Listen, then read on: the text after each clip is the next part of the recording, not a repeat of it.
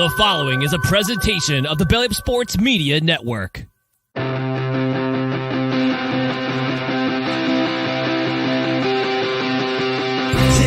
out to the ball game. Take me out to the field.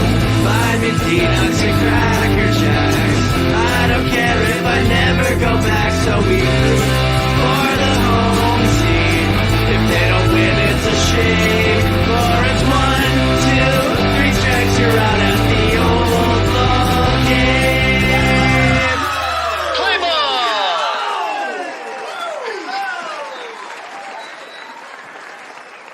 Well, all right. It's welcome to the Belly Up Major League Baseball Opening Day Eve Super Show, brought to you by SeatGeek. Use promo code Belly Up. I almost said the other one. Use promo code Belly Up at SeatGeek.com or the SeatGeek app. They save so $20 on your first purchase over there at SeatGeek. We are all part of the Belly Up Media Network. Go to BellyUpSports.com for all their great podcasts as well as articles out there. And some guys join us tonight that are a part of the Belly Up Media Network.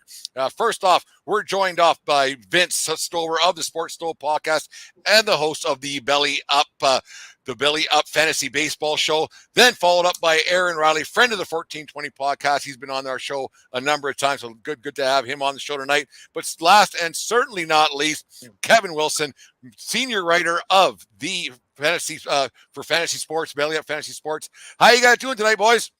We're doing great. Excited for tomorrow.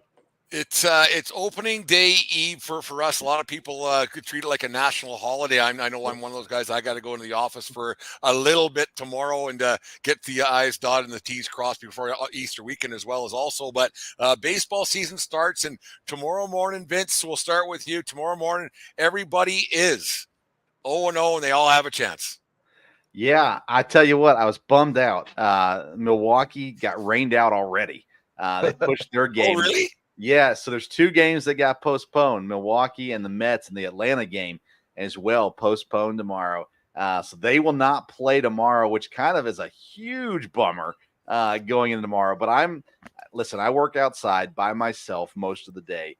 I've got my subscription in so I can listen to the radio calls. I'll turn on baseball games as soon as they're on, listen to them all day long while I'm at work. And even though it's not my team, I'll still enjoy it along the way. Kevin, it's funny that Vince said that. Speaking about the radio, Kevin, you got a couple of years on Aaron at least, anyways, and you must be a radio guy from way back. Listening, because you're a Dodger guy. Listen to Vince Scully on the radio opening days. What's your thought on opening day? I think you're right, Brandon. It should be a national holiday because I'm excited, and not just because the Dodgers are expected to do some things, but it's the first day. Really, we're discounting what happened last week, but it's the first day of the season. Everything's new. You don't know what you're going to see, what's going to happen. You could see a no-hitter. You could see a triple play. Who knows what? And so there are endless possibilities, and I'm certainly excited to see what's going to happen this baseball season. It's so much fun, Aaron. Like we thought we were on the show. You did my show last year. We were doing the Major League Baseball tour, and every team starting tomorrow, has a chance. I mean, it might be an outside chance, it might be a slim chance, it might be everything else going, but expectations are always high, and expectations are always at an elevated level. But tomorrow morning, everybody starts off the same way. And like you're a Baltimore Orioles guy from way back. They had a great season last year and expect to do the same thing. But there was days in your short life where the Orioles went into opening day like, oh Christ, we're not going to do anything this year. But this year you got to be thinking this. You know what? We got a chance. Well, Brent, I'm like a I'm a Philadelphia through and through, but I do like the Orioles. I've so many roots there, family in Maryland. Like I've been to so many games. So I am like split. My heart is kind of split down the middle, but yeah, I mean, it's so crazy. Like that, speaking about the Orioles, the people are picking them to, not so crazy, but people are picking them to win the division where, I mean, like 9 out of 10 years that, you just hope they don't finish dead last. I mean, at the end of the day, like, we can have a discussion on maybe what division's the hardest, but I really do think the AL East is a gauntlet every single year. I mean, your Yankees are in it every single year. the Red Sox have kind of taken a back seat, which I definitely don't hate to see that. But I mean, the Rays with their $50 million payroll are always in the hunt. They have some of the best pitching in baseball, all the time. So it's strange. I mean, on the flip side, the Phillies are one of those teams that got pushed to Friday. So I guess it's kind of cool. You get 2 opening days kind of deal, but the Orioles play the lowly Angels. So not to say I expect them to just go out and kick ass, but I mean, it's we'll see. Opening day to me is like one of the best sports days. Like people can say March Madness and this and that and the third, but opening day there's nothing quite like the fields look amazing. Like it's awesome. Well, for me, opening day, it's when spring really starts for me. Like a lot of things happen. Like I used to mount spring kicking around for me was when Pebble Beach Pro-Am happened, because you go, it's coming, spring's coming around. But then tomorrow, when the grass is green somehow, some way, because like up here where I am in Western Canada, we got 16 inches of snow last Friday and Saturday, so there ain't no baseball being played up here, and I'm not that far north of Montana, so it's there's no baseball being played here this weekend, anyways. But yeah, it's crazy that the opening day, it's the rite of passage in springtime, and people get that sense of like, okay, it's here now, and we get closer to summer. Kevin, we'll go to you next. Does Major League Baseball find a way to just step on their own toes a lot? They had that quasi soft opening, I guess we could call it, with the 2 games or the 3 games last. Was it 2 with the Padres and the Dodgers had that soft opening that restaurants kind of happen having let's see how this works overseas with 2 teams from the West Coast that don't get a lot of juice on the East Coast anyways. Does Major League Baseball step on their toes marketing wise, and not just this way, but in more ways than not? I would have to say that they do. They don't, because the NFL is the marketing genius of, modern society. And baseball doesn't do themselves any favors because they're starting the season, like we mentioned, all these games being canceled already, moved and everything else. That's not helping. And so I think these guys maybe starting in Korea might turn things around a little bit because, as you mentioned, these games were, anybody could watch them. It's baseball. And so I don't know if they started in the morning, if that was the greatest thing here of all time, but I enjoyed it because I wake up at 5. Vince and I talked about this, and I turn on and there's baseball, real live baseball at 5 o'clock in the morning, having breakfast. And so I enjoyed that.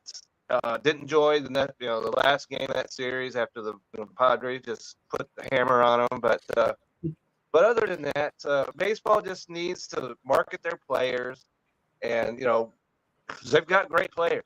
They've got great young players, and so let the players get out there, play, show them in their environment, and people are going to follow that, I think. The one thing, Kevin, is that not everybody is old like you and I who gets up at 5 in the morning for breakfast. It's one of those things. Like it's usually people sleep in a little bit. I gotta get up to work. So, we all do, but there's some guys who just turn over on a Saturday morning and say, I'm not getting up for this. Like it's one of those things. What's your thought on that, Vince? Can baseball do a little bit better way of trying to connect to the younger audience a little bit and finding a way to get them, because the demographics and people are different? And we'll go to you next, Aaron, because you're a younger demographic than the 3 of us. But Vince, can baseball try to find a way to do things a little bit differently to make opening day tomorrow a bigger thing, because they're going up still against a bit rather lackluster NCAA tournament? Yeah, I never feel older than talking about how bad baseball is at marketing their things. I just feel like a geezer every time I talk about it. But baseball is right now sitting on a gold mine. You've got the international market with Shohei.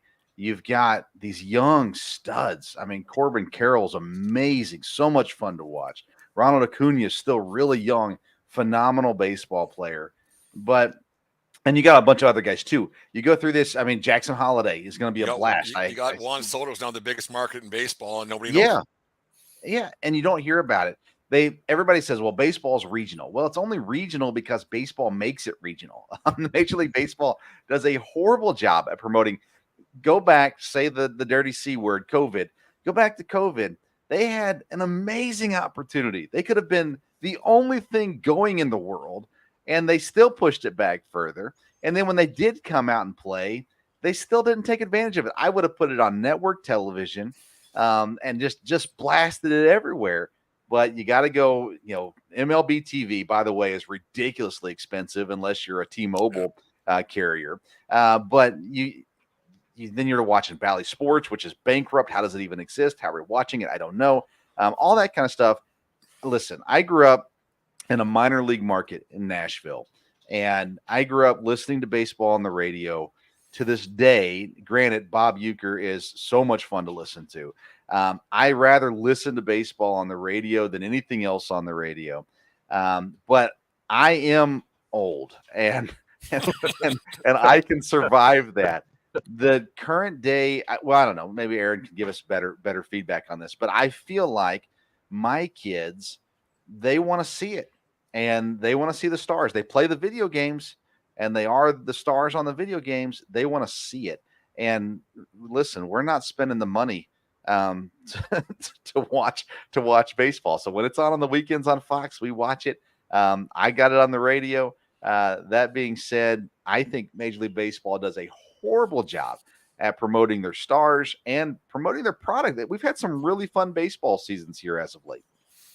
Aaron, like you're the younger demographic here, and what's the talk around the barroom table when you guys are speaking about baseball? Do you, because you're a baseball nerd like the other three of us are here? What's the take of guys your age and around your age about the game of baseball, and what do you think the state's at right now? I don't want to be too negative on Christmas Eve for us, but let's just be brutally honest. What do people who aren't the biggest baseball fans, what do they think of the great game of baseball?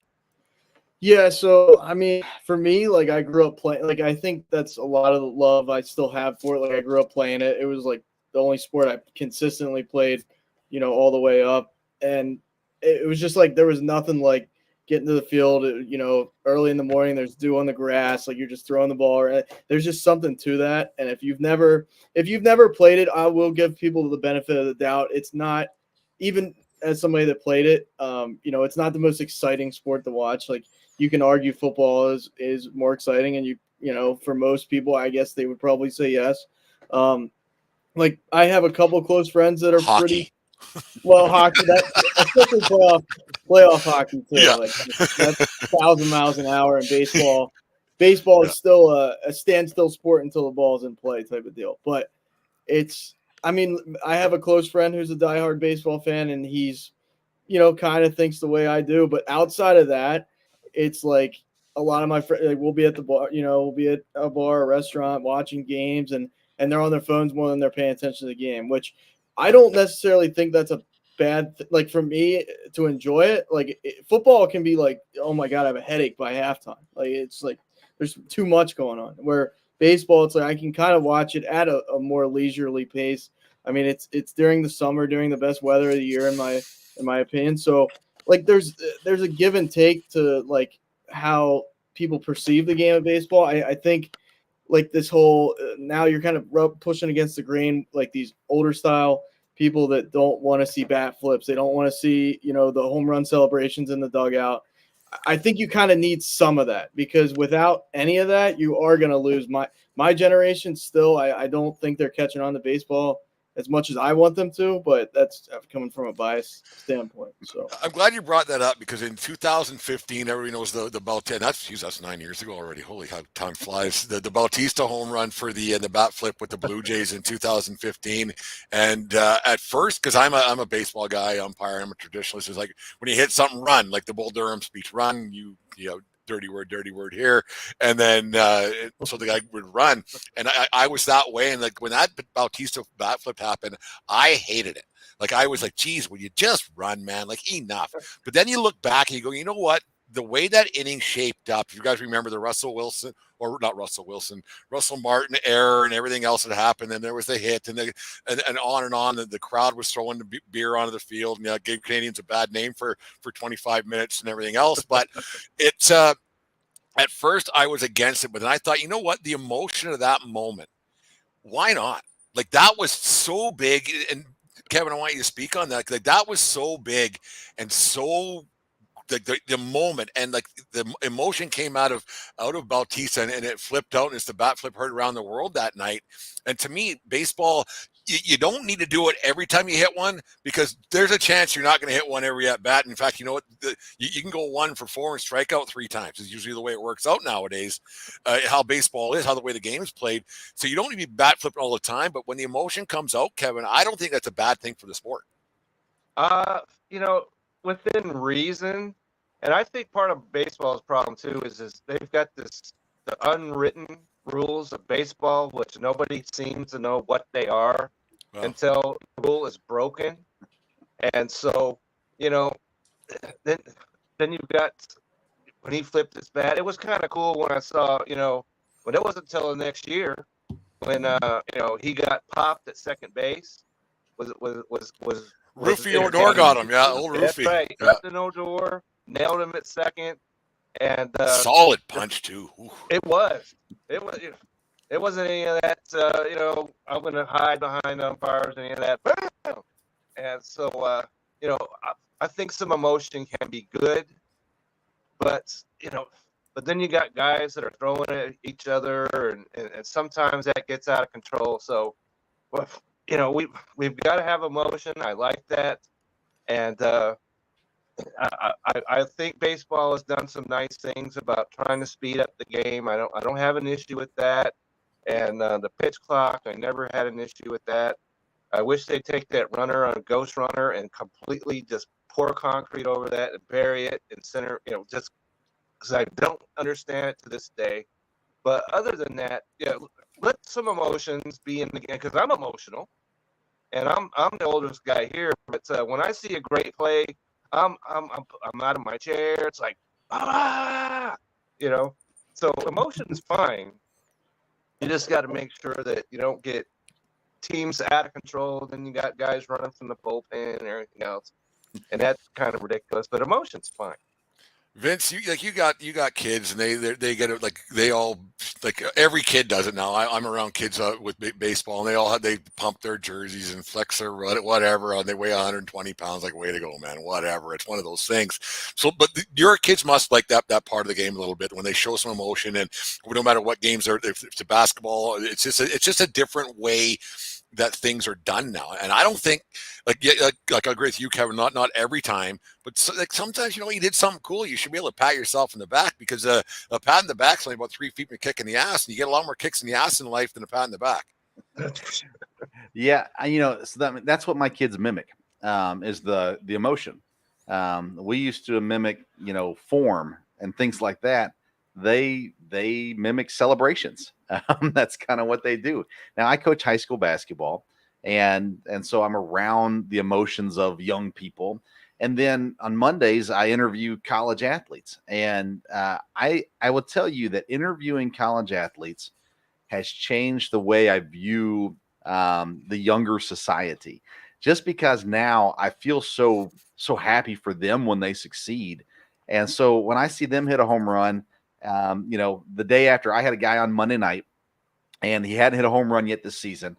And I said, what do you want to do the rest of the season? What do you want to prove? And he's like, man, I really want to hit a home run.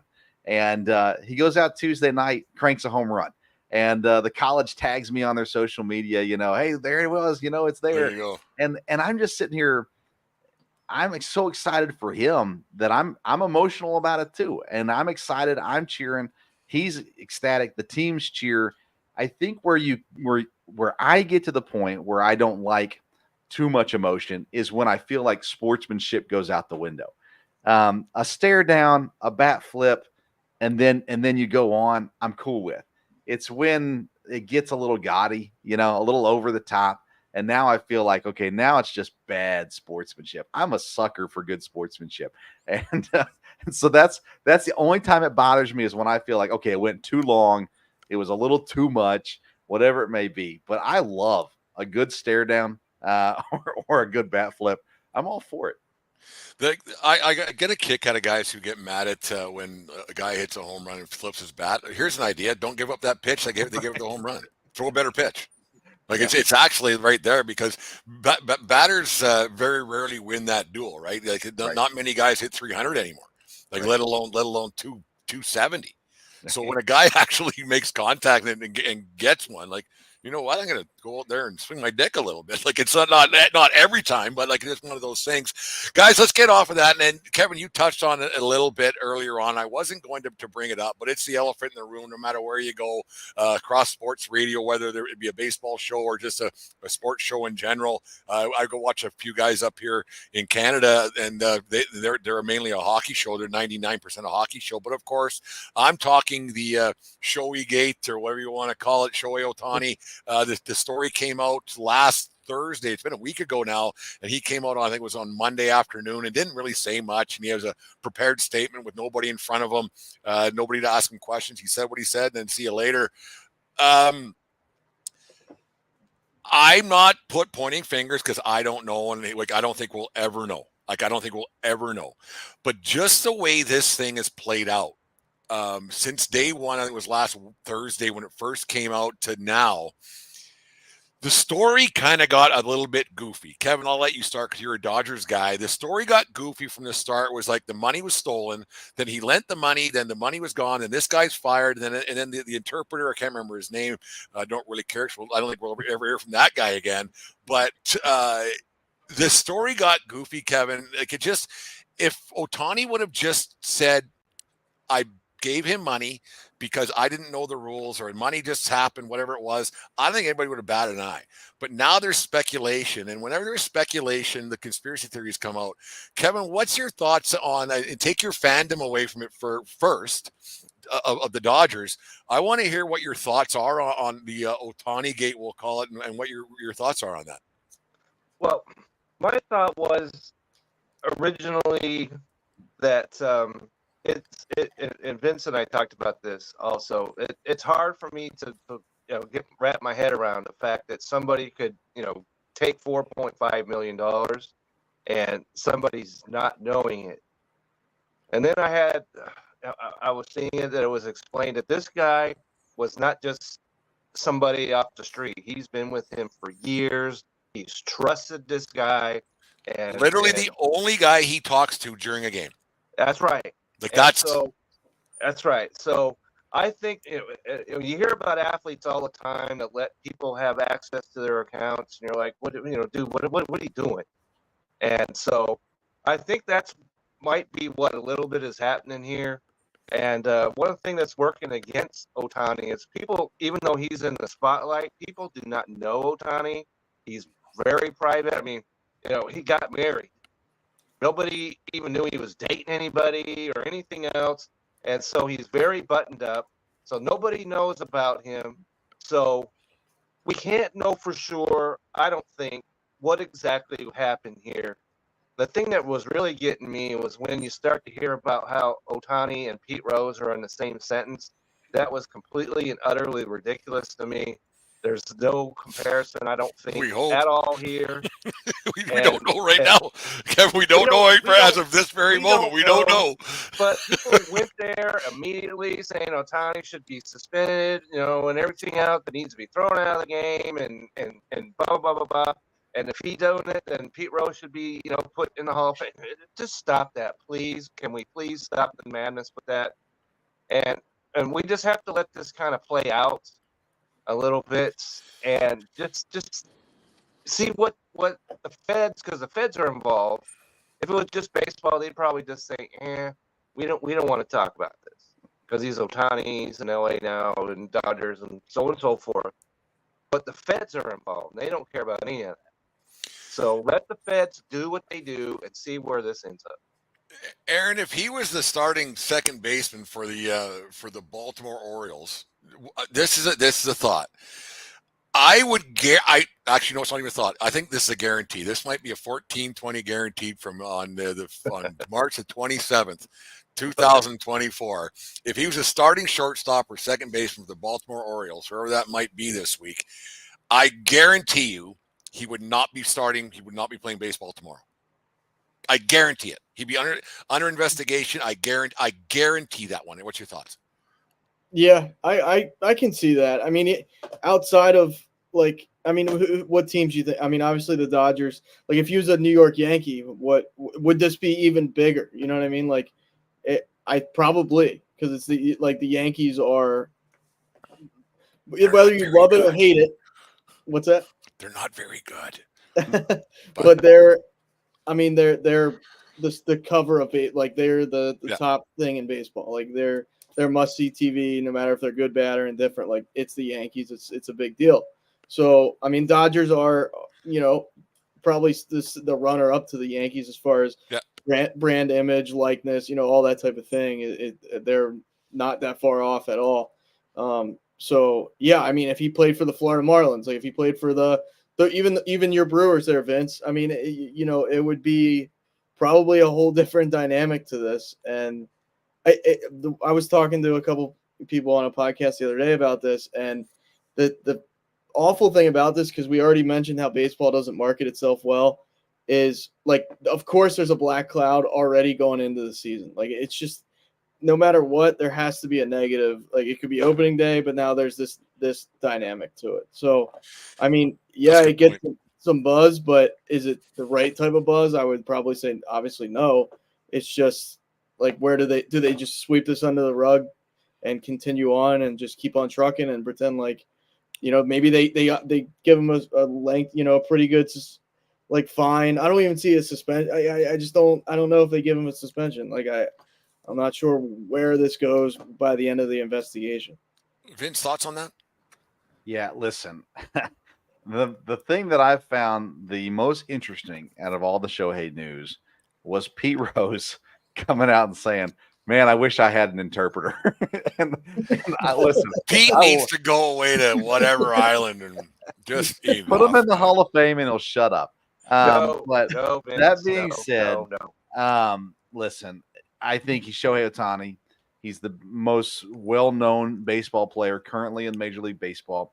He is he's not American, so they're getting all this money coming in and revenue coming in from outside of the states. Nothing's going to happen to Shohei.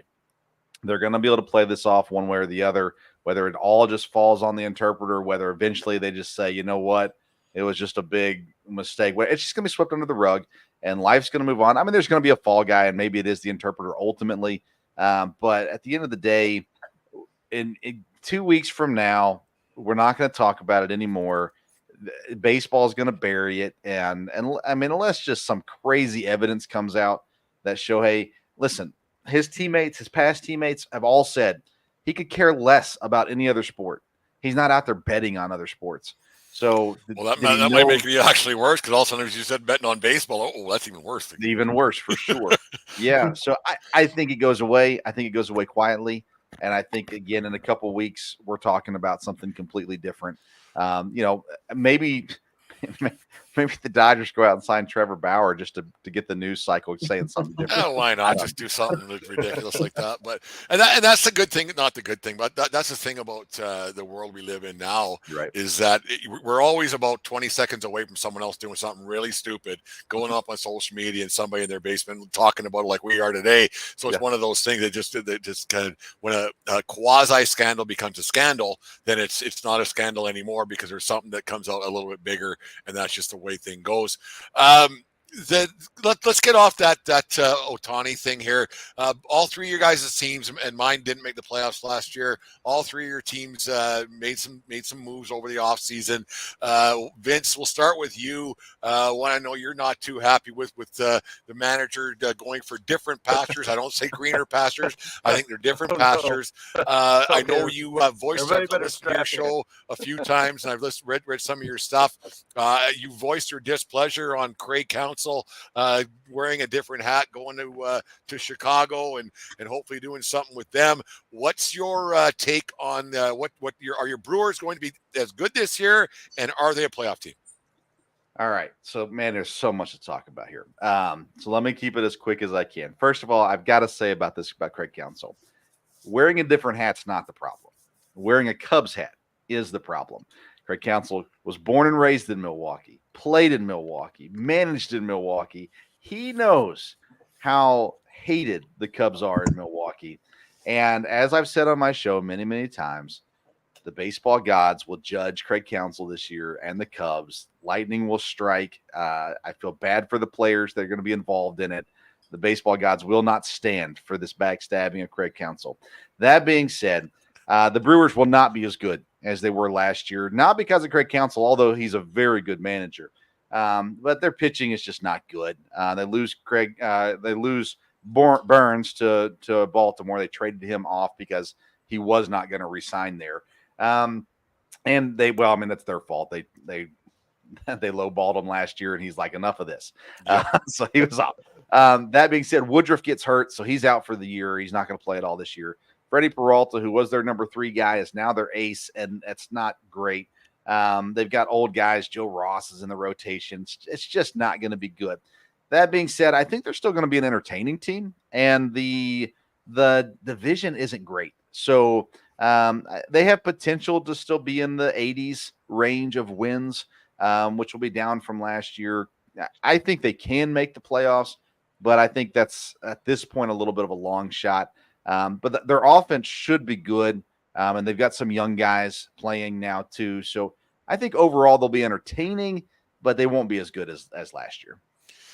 That's tough. That's tough for Brewers fans because you lick the jar once every few years and you get something going on, and then it goes away for a duration, and you rebuild and everything else. And there's things going on with the ballpark there and stuff going on. It's got to be a little bit tough that they licked it close, and then they lost in the wild card round of the Arizona Diamondbacks. Came out of nowhere last year. Like, what the heck was that? But the expectation in Milwaukee is different than most places. While people want to win and want the team to do more things and sign more players and all this kind of stuff, they also at the same time know it's not going to happen. So it's as disappointing as it is. It's not as heartbreaking as, say, Red Sox fans who are watching their team just continue to flush seasons down the toilet. Milwaukee, at least kind of in the back of their minds, know it's going to happen. We're gonna tank at some point. That's why this weekend is so important. Go 2-1 or 3-0. Look, and that's what it is. Ken, we'll go to you. Your Dodgers have very high expectations. Look, Kurt, I think because I'm an old Dodger guy from way back. The Lethbridge Dodgers had their Pioneer League team was here in Lethbridge back in the really early 80s. That's dating myself a little bit. Aaron wasn't even a twinkle in his daddy's eye back then. But so I've been a Dodger guy for a long time over at Spitz Stadium, Henderson Stadium back then. Steve Sachs was playing there. And the expectations of the Dodgers are obviously very high. They only have the three-quarter World Series in the last, 32 years that they won in 2020. You want to call it a full World Series, that's up for debate, but it's one of those things. It's Dave, my co-host, he calls it 3. I think he calls it 5/8 or half sometimes when it depends, depending on his mood. But the Dodgers' expectations are probably higher than ever with the signing of Ohtani and Yashimoto, who hasn't got off to a great start in spring training. I know spring training means absolutely nothing in the big picture, but our concerns a little bit high in Dodger land with the Yamamoto's not great spring, and then if the Ohtani stuff can roll into the season, and then Mookie Betts at shortstop, and on it goes. If the Dodgers don't win this year, then when? Because they've been once again licking the jar for a long time.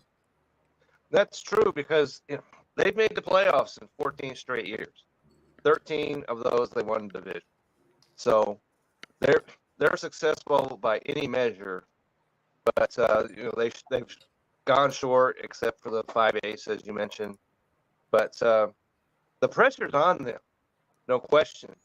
And it's interesting to me because what has happened in the NL West in the past couple of weeks is was it yesterday or was it? Yeah, I think it was yesterday. Jordan Montgomery goes to the Arizona Diamondbacks. Last night. Okay, so now they've got two excellent starters at the top of their rotation. The Giants signed Snell. They've got two excellent starters at the top of their rotation. We saw what the Padres can do with their offense. So it's not like it's going to be a walk in the park for the Dodgers. I still think they've got the best team. Vince and I talked about Mr. Yamamoto, and the thing that I didn't like about him, giving up the runs, the best pitchers do that. But I didn't like how he looked on the mound. His expressions, he looked like he was shocked. He was shell-shocked out there, kind of like, you're in a minefield, and you don't know what you're. He looked like me in high school. Trust me, I was one of those things. Okay, right? He looks like whiplash balls going over the fence on me all the time. I'm glad you mentioned that, Brent. You're in high school and you're going up to the door for your very first, take your first girl out, right? And you're standing there and you've got this deer in the headlights look. You don't know what's going to answer the door. You just don't know. And so that's the kind of look he had, and I'm concerned about that because pitchers, like I said, give up runs. It happens. But he just looked like he had no idea what he was doing out there. So I think he can get that together, but that is a concern to me. Tyler Glasnow, on the other hand, I like him a lot. He looked, and Vince and I talked about this as well. A pitcher that has 120 innings as his cap is in your ace could be an issue, but he's looked good in spring. He looked good against the Padres. He didn't give up 15 runs, so we got that going on for him. So if the Dodgers, don't make the playoffs, let's just say, that, and everybody needs to be fired, and they need to start all over again because you just signed a guy to $700 million, man. You can't start over. $700 million, and the other she's dude's too late to turn back now. Million. So, they're going to make the playoffs unless something seriously goes sideways. But I'm not ready to predict that the Dodgers are going to win it all because there are just too many good teams out there. And, there's just too many good teams. And I'm a Dodger guy. I want them to win. I want them to win a championship because, except for 2000, which was in Texas, and I got to go see him play. So that was pretty cool. But I wasn't allowed anywhere near that border, let alone to cross it back then. So it's one of those things. Okay. So, all right, well, this is how it is. So and I'm not being political. I'm just saying that's what it was. I'm not being anything. I'm just. It might suck a little bit because if the Dodgers win, they were expected to win, and then guys like me would be sitting there and being accused. Well, you're a Dodger bandwagon dude, even though I've been a Dodger guy since I was in high school. You can imagine how long ago that was. But I'm not confident in them winning, okay? Because there are too many variables and everything else. But if they don't win, I'll be certainly disappointed. When you're waiting for a 35, 36, 37-year-old, whatever Clayton Kershaw is, to come back to be to be a middle guy, to be one of your top 3-4 guys, there's some doubts, right? Yeah. There is some doubts there. If you remember, he was the guy who got one out against the Arizona Diamondbacks. And that's too bad you bring that up. It's too bad he gets brought up that way because he's such a great pitcher. He is. But everybody will always remember Clayton Kershaw for his playoff failures. Well, he's got to. But that's where legends are made. Right? That's right. He's got to, claim it. It happened. He, in 2017, the Dodgers gave him the lead a couple of times in that Game 5, and he failed every single time. So, if it was Sandy Koufax, would that have happened? Probably not. And Koufax had half the career, a third of the career that Kershaw had. Right. If you put it in perspective. And then if you go to, like, if you talk to people our vintage and around this time, Oral Hershiser's a legend for what he did in '88. Right. Yeah. Kershaw hasn't done a thing in people's eyes. No. The Dodgers won in 1988. And Kershaw's 10 times the pitcher that Hershiser ever thought he could be. That's right. We could talk about the home run. I think we just had 90 people and all that. But they won because of Oral Hershiser, and that's the end of that. But he hasn't been that ever in the playoffs. Aaron, your Baltimore Orioles, they had a resurgence last year, 100 wins. I don't think they'll get to 100 this year. I think the Blue Jays are going to have a better season. The Yankees are going to have a better season. But your Baltimore Orioles had themselves a year last year that nobody saw coming. What's the thoughts other than building a new bridge out there in Baltimore this year? Ooh, Jesus, that was a bit of a wreck. What a spectacle that was. I couldn't believe it. Like I've seen some stuff in my that's like just the slow mo. I don't know how it got to that. I'm an idiot. That's how it got to this point. But yeah, let's forget about the bridge thing. I'm sorry. No, let's. Yeah.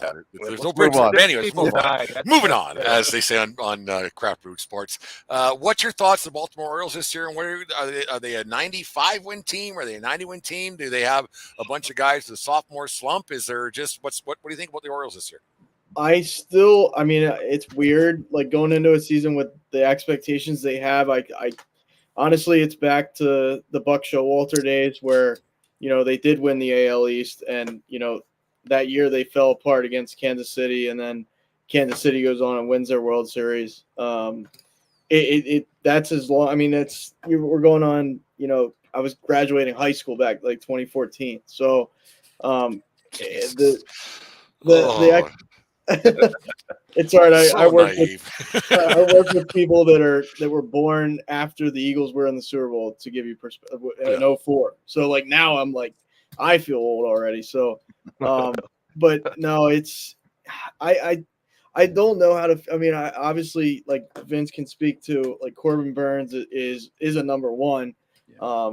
It's just like the fact they have new ownership is quite exciting. Like, it's one of those things, like their former owner who just passed away. It wasn't like, I think the people of Baltimore are a little bit more classy than the people of Philadelphia, in the fact that, like, that everybody was sending their condolences, but it was an agreement. Like, the whole thing came down to when Peter Angelos passes away, the rest of the team, like the 60% of the ownership stake that they didn't have would then get transferred over to their new ownership.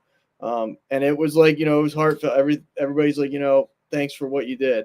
But he really didn't do much. I mean, let's put it in perspective, as far as he didn't want to spend a penny more than he thought was reasonable. I mean, Camden Yards is a beautiful ballpark, but they have some, like, they don't update their audio systems, and everybody complains about that. Like, they don't spend a penny, where, like, the Phillies are kind of the opposite. Like, now they are, like, they're top five in payroll every year. They're going out and getting a Trey Turner. They go out and get a Castellanos, Kyle Schwarber, JT Realmuto, like Bryce Harper. None of these guys are homegrown. And growing up like a diehard Phillies fan, it kind of hurts me a little bit in that aspect, because I am about the homegrown products. Like, being a Braves fan, I'm sure those people love the fact that almost all those guys were elevated through the farm system. But I mean, for the Orioles, I don't know. I still think I do think they're a playoff team. I'm kind of on the opposite end of the spectrum with the Blue Jays of you. I still think they're not going to be that great. I just don't trust them to fully put it together again, for whatever reason. I think the Yankees, as long as Judge stays healthy, I mean, we'll see how long Cole's out for. That's kind of a big one right there. I do like the fact, well, I don't like it because I don't like the Yankees, but I like in the fact that I think Stroman will do good things for you guys. But I don't like him. But he pitched well the other day. He can pitch. I don't like. I mean, as a person, he's probably another Josh Donaldson to deal with. But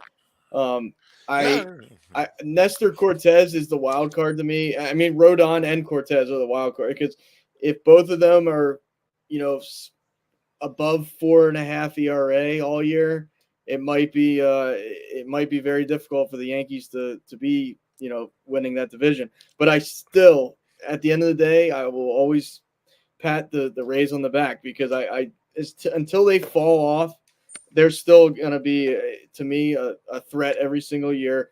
I mean, the Orioles and Rays were, neck and neck all year long, especially coming down the stretch. There was a series where the Orioles took 2 out of 3 than they needed to, basically, to win that division. So, but I am picking the Phillies to come out of the National League. I think they are going to go to the World Series. I don't know if they're going to win it, but I really think it's going to be Phillies-Dodgers in the NLDS, and I think the Phillies win that. And then in the American League, I mean, we can have that discussion later. But I don't think the Orioles go. But I don't know. I don't think any team in the AL East goes this year. But that's no surprise. I mean, none of them have in quite some time. So The Yankees are going to improve from last season by about 6 wins, and that'll be it. They're just not. They're just not. That's my opinion. Like I'm hard on them because I'm realistic. They got Soto, but they still can't pitch. Hey, Right? you got Trent Grisham, which is going to at least turn your no. season around. Brent, I want to ask you though, in regards to the Yankees, Garrett Cole. There is a lot of question marks around. When's he? 2 months at least right now. I put the over under at 10 games that Garrett Cole pitches this season. So I think he ends up having surgery before it's all said and done. You're a Yankees fan. Like, how do you feel about Garrett Cole, and how confident are you he's actually going to contribute this year? He won't contribute at all, I don't think. Like, because that you got a $40 million plus arm right there, right? So, and the problem is that they're going to want to force him back because you're losing your window, right? Because the Judge isn't getting any younger, and so now you have a situation where Cole's not getting any younger. They're going to say, we got to win. We just signed this guy to 100 and whatever million, and this guy to 100 million, and then we got Soto here for 1 year, so we got to make sure we take advantage of that. But we got crap over here and crap over here, and our fourth and fifth starters aren't that good. They overpaid for like Judge is worth that much money in New York. Other places, I don't think he was worth that much money. It was a marketing thing.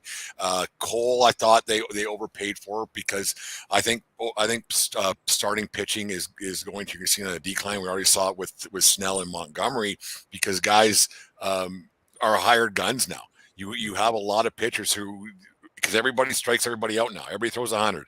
And so I think they overpaid for you got the first 4 years out of Cole or whatever it's been. I thought it was great, but what did you do? Nothing. Like literally nothing.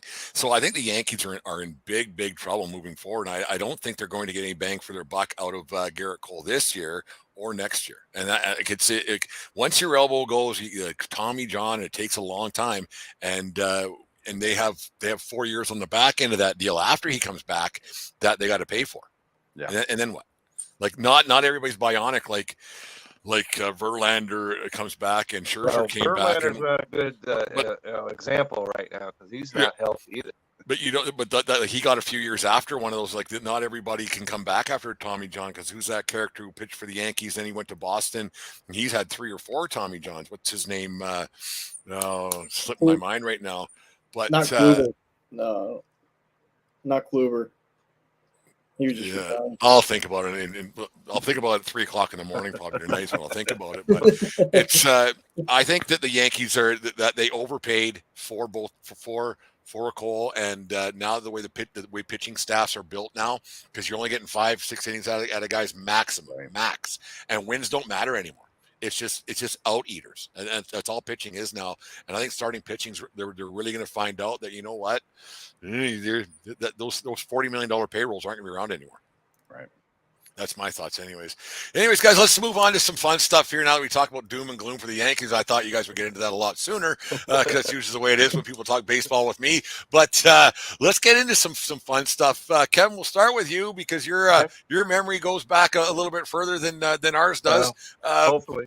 Who was your favorite baseball player and who got you into the game of baseball? The one guy that you thought, you know what, this is pretty cool. And I want like a baseball card or something, or watching on NBC Game of the Week, because that's all we used to have back then, was the one game was on TV up here in Canada. I didn't have cable TV back until about 1985, I think it was, but one of those things. So who was your guy growing up that you're like, this is the guy? Well, my guy, not surprisingly, was a Dodger, and that's first baseman Steve Garvey. And he was the player that you could depend on. He knew he was going to be there every single day. He was Cal Ripken before Cal Ripken was Cal Ripken. And the only reason why he, got his streak broken was because he busted his thumb at a play at the plate. But so you knew he was going to be in the lineup. He had a nice swing. He was. And I must admit that years after the fact, he wasn't Mr. Clean like he portrayed himself to be back then. But he was a guy that looked like he played the game right, he lived right, and and if I could have a number, it would be 6 because I just love myself some Steve Garvey. He had big hits. They got to the playoffs. He had big hits. So I really liked Steve Garvey. Yeah, it's funny, Steve Garvey. Be careful. Yeah, one of those things like, oh, jeez. I mean, I don't care. Like, it's this many years later. It's not whatever. But Garvey was a great player. And then he went to San Diego and had a good career. Like, he had a really good. He had actually, you know what? Steve Garvey had a great career. A great career. There's no getting around that. He was a great player. He had this thing where it was his success was 300 batting average, 200 hits, 100 RBIs. If he hit that, then he did his job. Are you going to see guys? I'll ask all three of you guys. Are you going to see guys hit 300 much anymore, or is 300 just who cares? Well, apparently, if you hit over 300, you get sent down to the minors, Jackson Holiday. So I don't know. No, you're not going to see a lot of 300s. There was only 10 guys in all of Major League Baseball, something like that last year, 11, something like that. Some I really thought when they instituted banning the shift, like you would see the averages spike back up, and you really don't like. I don't quite get it. I mean, I know everybody's looking at how the bat travels, and everybody's trying to hit home run and everything like that. But I mean, if you give me a lineup with 3 or 4 guys that can hit almost 300. And then just a couple guys with some power. Like I watch Kyle Schwarber all the time on the Phillies, and people love that guy. And I'm like, I almost can't stand it. He hits $180, and like, yeah, he might give you a home run here and there. As but Kevin said in the Belly Up draft show fantasy, he's going to hit 40 home runs. He's going to strike out 106 times. Yeah, like he might strike out 106 times by the All-Star break. and the thing with him that like really irritates me is like, yeah, I get it. These guys are going to make millions regardless. But if you're making that much money, like don't strike out looking as much as you do. Like if you're fooled that much, like you need to be watching more tape. And like, I know the guy can go on he'll go on 2 weeks spurts where he's hitting 10 home runs in 2 weeks. Like it's insane. But then he strikes out looking, 6 out of 10 at bats. And I'm like, how does that stuff like that? So long story short, give me a guy like, that can hit 280 and maybe 10 to 15 home runs, but he's walking all the time, which Schwarber does walk a good bit. I'll give him that. For as many times as he strikes out, he walks a lot. But this whole like hitting 180 and then he'll give you 35 bombs, like or 45 or 50. Those type of players, I'm like, I see that batting average and it makes me sick to my stomach. Like you're under 200, you're under the Mendoza. Crazy how this changes in the last 10 years. How batting averages doesn't even matter anymore. It's crazy. Vince, who was your guy growing up that you this guy is the one? So I didn't have the one necessarily. So my mom's a Reds fan. My dad's a Giants fan.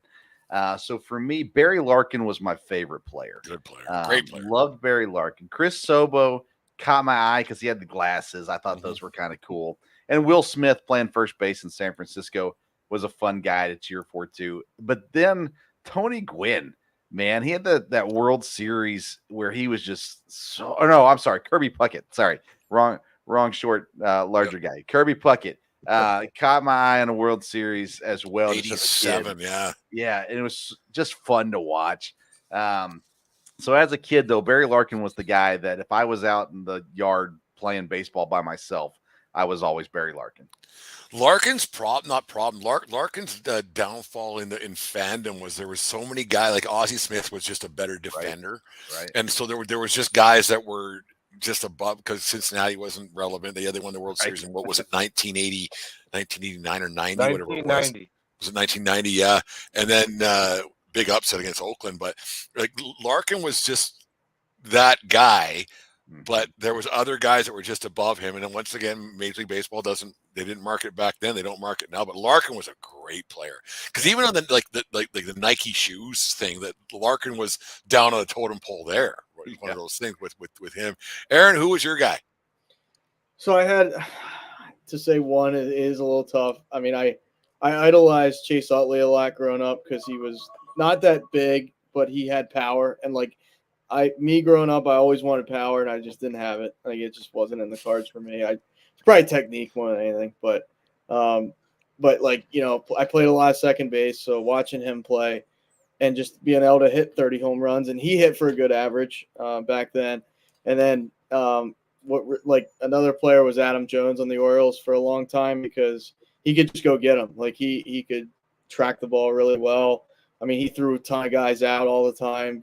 Pretty good hitter. I mean, he struck out like a million times too, and he couldn't lay off a curveball that was 4 feet off the plate. But there's those two players stood out to me. I mean, a lot of guys over the years, but those were I always wanted, like, third base was like that's my dream. So I watch Alec Boehm on the Phillies now, and I'm like, man, he's got it all. He's 6'5". He's a third baseman.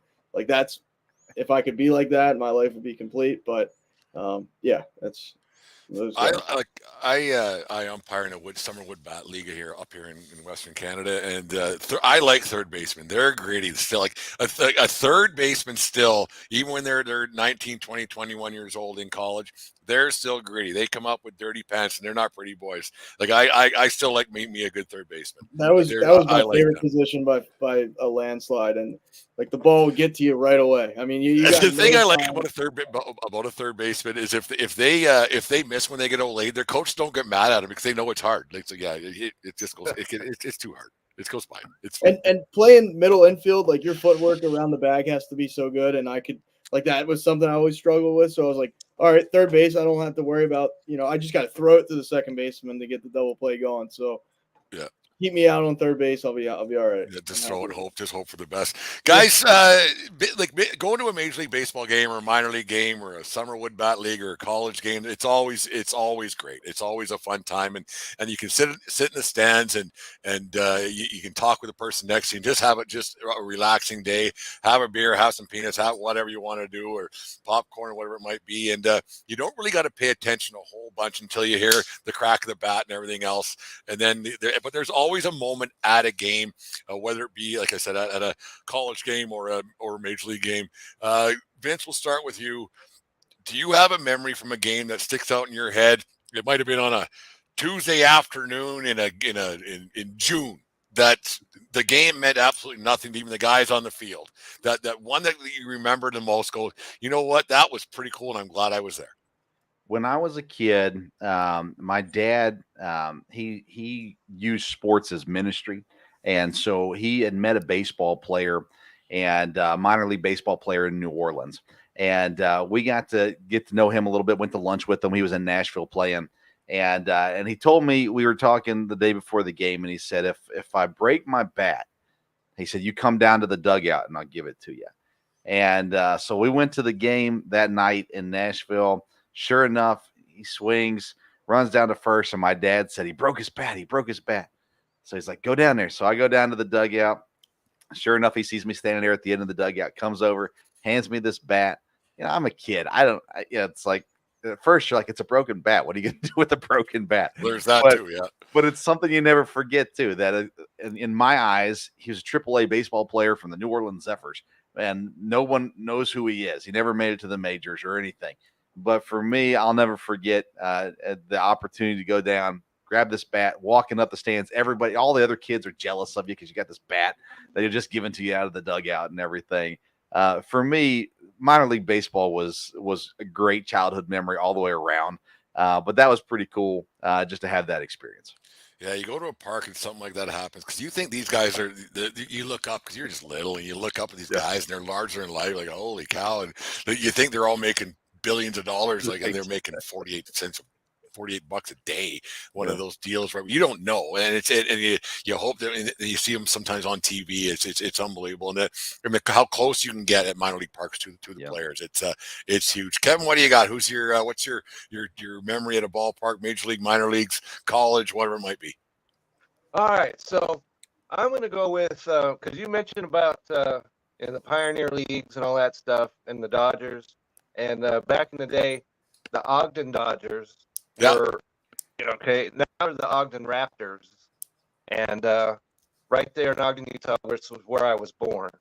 But anyway, so I go in to visit my family and all that, and we go to a game. And out there, on the outsides of the walls, they've got all these jerseys out there. They got Steve Garvey, Bill Buckner, guys like that. And so it's just a walk through, the history of baseball.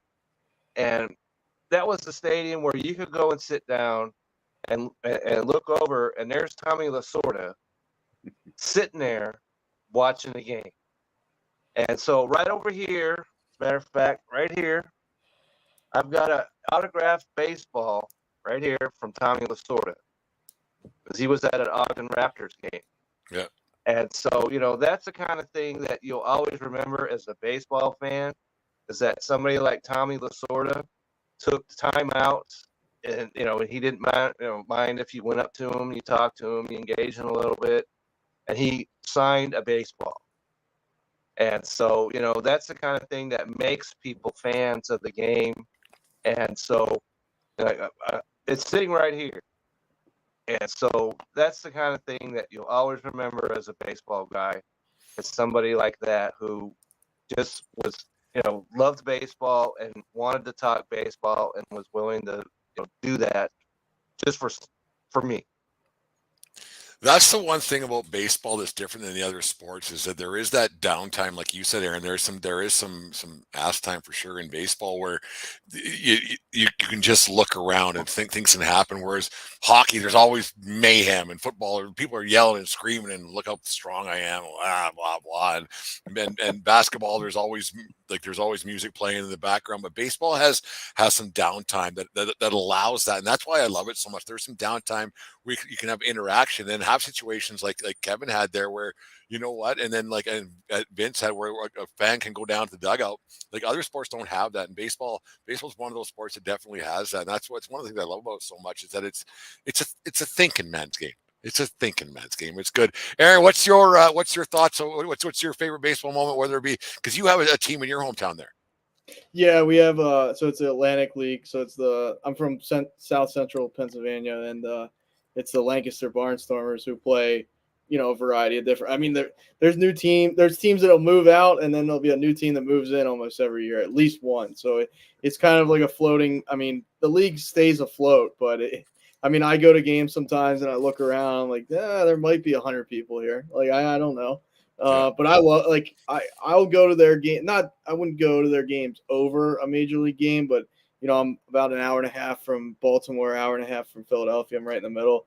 So it is nice that they're 10 minutes down the road. And I love that. 12 from Seattle. I'm 12 from Colorado. So yeah, woo-hoo, whatever. Yeah.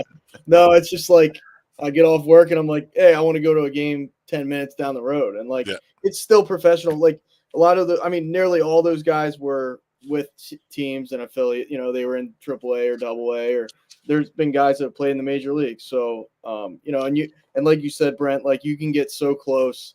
And in that ballpark, you can get right on top of the dugout, for $8 or whatever. You know what I mean? It's awesome. So, as a lover of baseball, but actually it's a mixed bag. I still say it's a good memory, but I went to the Orioles game. It was against your Yankees, and the Yanks are I always go down for batting practice, because I think that's one of the coolest things that you can have access to before the game. And the Yanks are taking batting practice, and I remember making eye contact with Mariano, and he throws it up, and this big guy gets in front of me, and I was probably 14, 13 years old. You should have punched him. I know, but I was as much as as much of a Yankee hater as I am, Mariano's special. That's just, and just seeing those guys. I always wanted to see the Yankees play, because it's you got A-Rod, you got G. It was just one of those teams, and it was just going down for batting practice. And I was actually at the Phillies 10,000th loss, so I kind of wanted them to lose, because that was a milestone. I guess 4 years.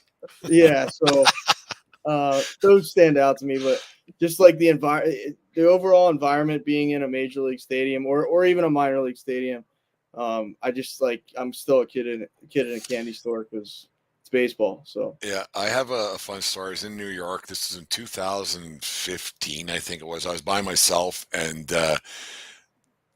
sitting in the right field in section 103, and Carlos Beltran, it was the 5th inning. Beltran threw a ball up in the stands like after warm up, and I jumped up and I caught it, and I sat down, and there, of course, there's a little girl sitting next to me. So everybody's like, "Give it to the kid, give it to the kid." And I was like, "Son of a bitch!" So I give it to the kid. So whatever, it's one of those things. They took a picture of me with the ball, and I got it down here in the tavern somewhere, and so I gave it to the kid. And then I went in to get a beer and some souvenirs or something. And when I was going down the stairs, the family that was leaving and the mom gave me back the baseball. She says, "This means way more to you than it does to me than to my kid. Here's your ball back." That to me was pretty awesome. And I still got it just over here. Yeah, it's in the case and everything else. So it was a really cool. That's what baseball means to me. Like it was like one of those moments. Baseball's still pretty cool. It was one of those things. So yeah, it's such a great game. And tomorrow we get to start watching again. We'll do 3 easy questions, boys, and get us out of here. We'll get some World Series predictions and caller night. Ready to go? Yeah, let's do it. Vince, start with you. I want everybody to answer, but we'll start with Vince. Which player should be in the Hall of Fame more? Pick one. Pete Rose or Barry Bonds. You got to put one in. Pete Rose. I think he 100% belongs in the Hall of Fame. Kevin? I'm going to go with Barry Bonds for one simple reason, because Pete Rose agreed to the ban for life. He agreed to it. He has no place in the Hall of Fame just because he agreed to it. So he's going to have to live with it now. And until the day he dies, he should be nowhere near that Hall of Fame. Well, there's a statute of limitations in there somewhere. No, there? he agreed. I don't know. Because he knew that if they investigated further, he was going to get doubly hosed. And so he just agreed to that. So keep him out. Aaron, break the tie. Yeah, I gotta go. I want Pete Rose in as a player, not as a manager, but as a player, because these steroids, like I know everybody was doing it, but I don't want McGuire in. I don't want Sosa in. I don't want Clemens in. I don't want all of them, and any of them. Rafael Palmeiro. It does not matter to me if your name's tainted with the steroid. If there's evidence you did steroids, I don't think you should be in the Hall of Fame. Yeah, let me disqualify that, because I'd rather jump off a building than support anything of a San Francisco Giant does, especially Barry Bonds. But like I said, Pete Rose agreed, so that's where I come down on it. Aaron, you listen to our show quite a bit. You've been on, and you've been a part of this. Who is better? These guys are both before your time when they were really relevant, but you know of their history. We'll start with you, and the other two guys might break the tie or might go with it. But who is better, Nolan Ryan or Ricky Henderson? Wow. I'll go, because I have a soft spot for pitching. I'll go Nolan Ryan just because, he was just, that guy was 40 years old throwing, faster than anybody else, and he's beating the crap out of, I forget who that was. Like he's a cheat code. Like I'll take Nolan Ryan every time. Vince? Man, okay. For me, it's an easy one, Nolan Ryan. But let me say it this way. I watched Nolan Ryan towards the end of his career and thought he was amazing. I recently watched the documentary on him, and I thought, my goodness, I wasn't watching him when he was with the Angels. And I just knew him as a Ranger is basically how I knew him. Yeah. The career that guy had, the length of it, and just the magnitude of it to me. And Ricky Henderson's great and very, very good, awesome. But Nolan Ryan is, to me, he is Mount Rushmore of baseball right now. Kevin? I'm going to have to go and agree here with Nolan Ryan. I was on the opposite side of Vince because I was in California back when him and Frank Tanana were pitching for the Angels, and I got to go Frank see Tanana, holy, there's a blast in the past. So I got to see him early in his career. I got to see him against your Yankees. He was pitching a no-hitter into the 9th inning, and it got broken up in the 9th. But the thing that really, when you get right down to Nolan Ryan, the thing that really pops out with him is when he was pitching and he hit the guy, the White Sox. Robin Ventura. Yeah, Great Robin picture. The Ventura, headlock, the and whole bit, Robin giving him the Ventura honky tonk thought he man, the was whole gonna bit. Yeah. be a bad motor scooter, and he comes out there, and Nolan Ryan just whipped his rear end. And we go to Ranger games here, and they play that before every game and get some fans fired up. No one, Ricky Henderson was great, but he had no moment like that. So Nolan Ryan's the answer to this question. I thought Rick would get a little bit more love from you guys because Rick's an all timer, man. No, He's He an is. all timer, No question. but not more of Nolan Ryan. Yeah. Wow. I thought I would get one of you guys to bite on that one. A little bit of Ricky love there because because you know who liked Ricky was Ricky. Ricky also liked him. No, he definitely liked himself. No question. Yeah.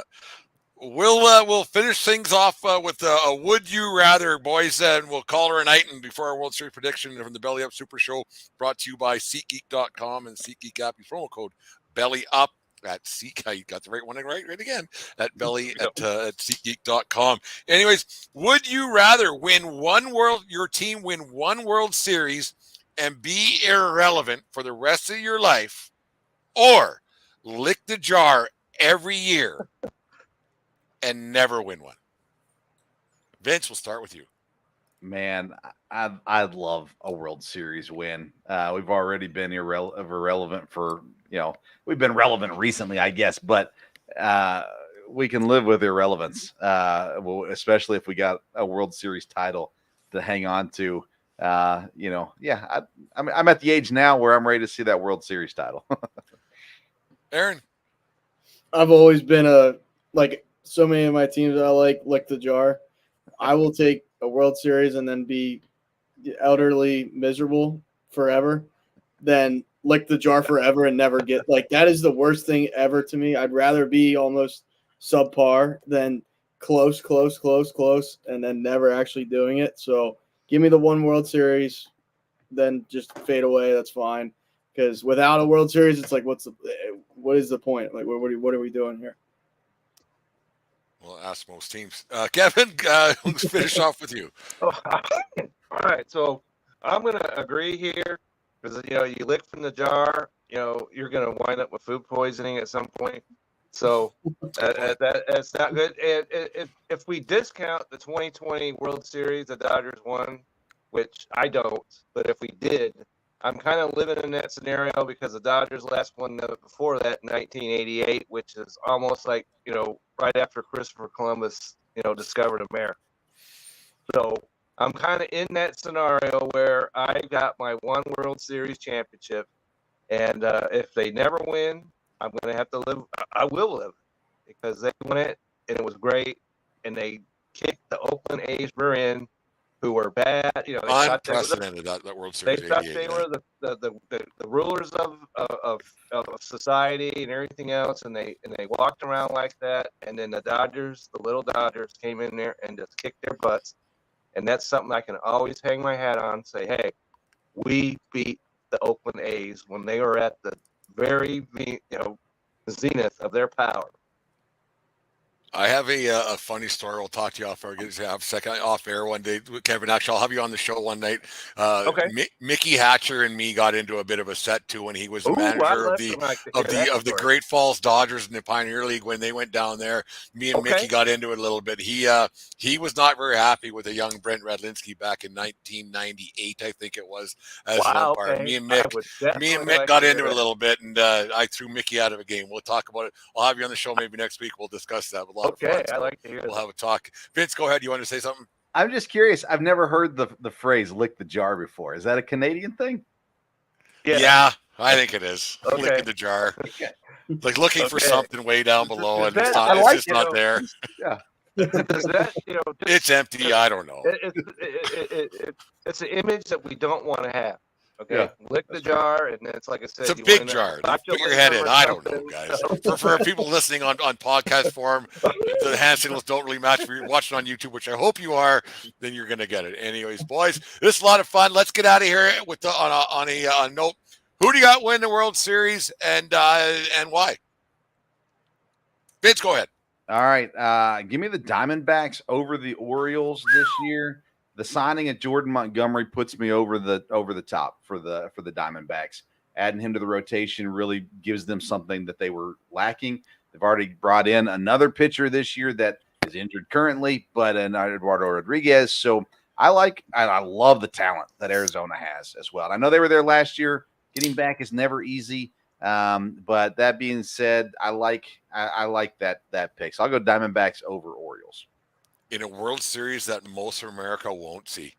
And that'll be too bad on them because it's two No, I agree. fun teams. I agree. It'd Yeah. be great, but it's funny how that would work out. Like, Yep, who's playing? right. Yeah, because there'd be a football game. Oh, yeah. Great pick, though. I like that pick. Aaron, go ahead. I have this feeling that it's the Phillies' year. I don't know. They now talking about licking the jar. I mean, they get bounced by the Diamondbacks last year, which I did not see coming. Craig Kimbrell goes from one of my favorite teams to another, so goes down to Baltimore, which I'm like, oh God, I don't know. Losing, King Felix, as they call him, because that was a whole problem with the Mariners fans, but whatever. But I think I'm just having a hard time picking a team from I think the Orioles do something. But I just from the AL, give me Houston again and give me Philly again. And I think Philly wins in 6 games. Before we get to you, Kevin, Coach Coob, he was in Lethbridge here for a long time, and he was talking about Henderson Stadium, so he knows Mickey Hatcher a little bit too. There's a little situation that going on there, rain delay. Mickey Hatcher's got a storied tale here in Lethbridge, Alberta, and things that went on with Mickey Hatcher back in the day. Good to see that you're watching there, Coach Coob. We'll be in touch later on. He's a great guy, Coach. Long, outstanding baseball guy around Canada, actually. Kind of a legend around these parts. But anyways, Kevin, who do you got win the World Series? Okay, so I'm going to go back to not the distant past, and I think the Dodgers are going to get there, and I think they're going to be aided by the fact that they're going to get their best shot from the Diamondbacks and the Giants and the Padres. They're going to have to battle to win the division, and so when they get to the playoffs, it won't be like they're and all of a sudden have to flip a switch. That's been their problem the last couple of years. So I think they're going to battle and be battle tested when they get there. And I think they're going to face who they faced back in 2017, Houston Astros.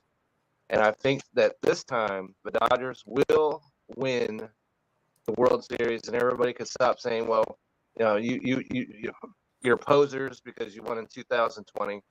And so we can take that away, the bad taste out of whoever's mouth, okay? Jared and whoever else hates the Dodgers because they won that World Series. But anyway, it's going to be a great year this year. I'm looking forward to it. And Dodgers beat Houston 6 games.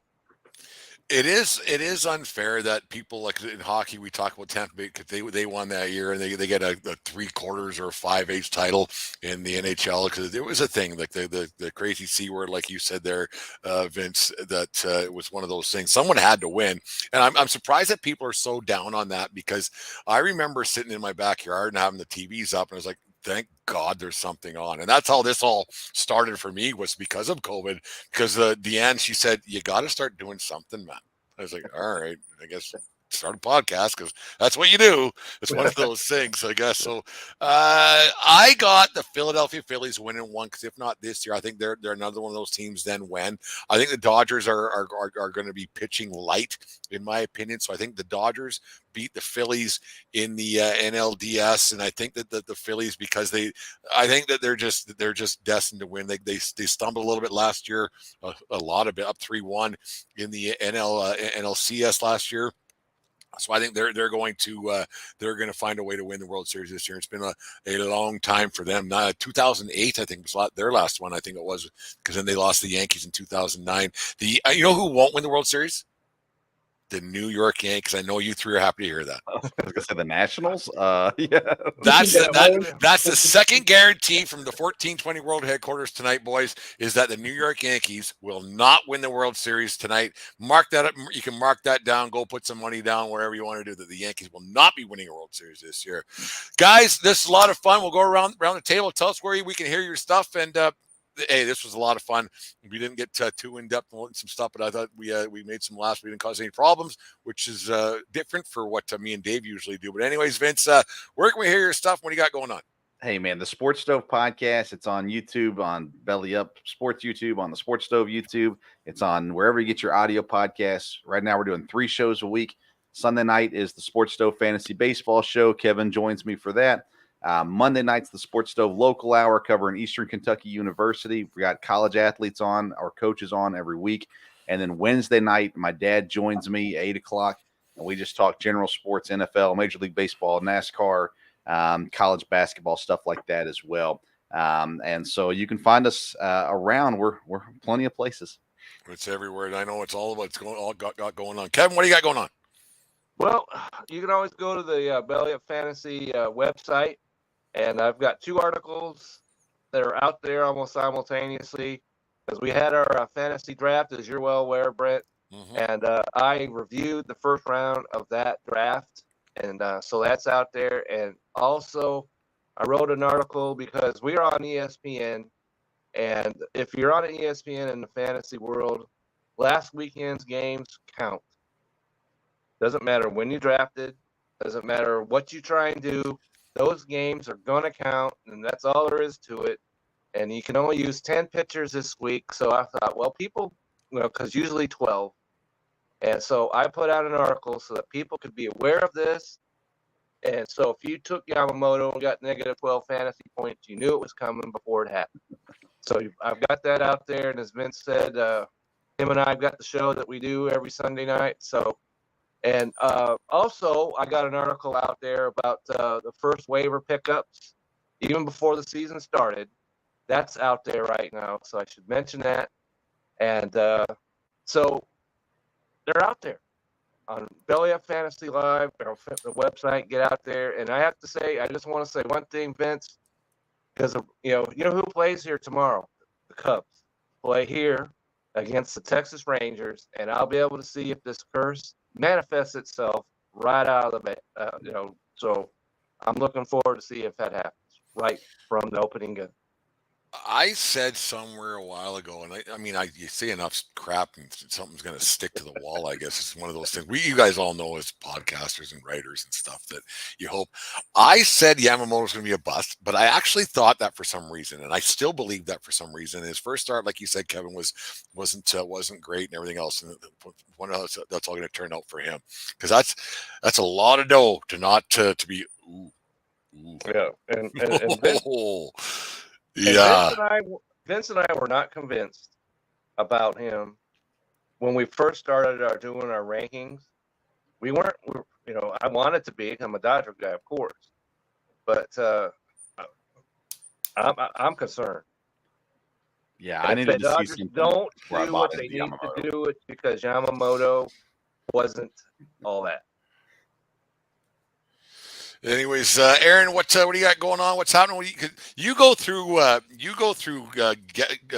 co-hosts like I used to go through girlfriends back in the day. What's going on there? No. I don't picture, or I don't think of myself as someone that's hard to work with, but I guess my last co-host, I didn't You're upload like Costanza.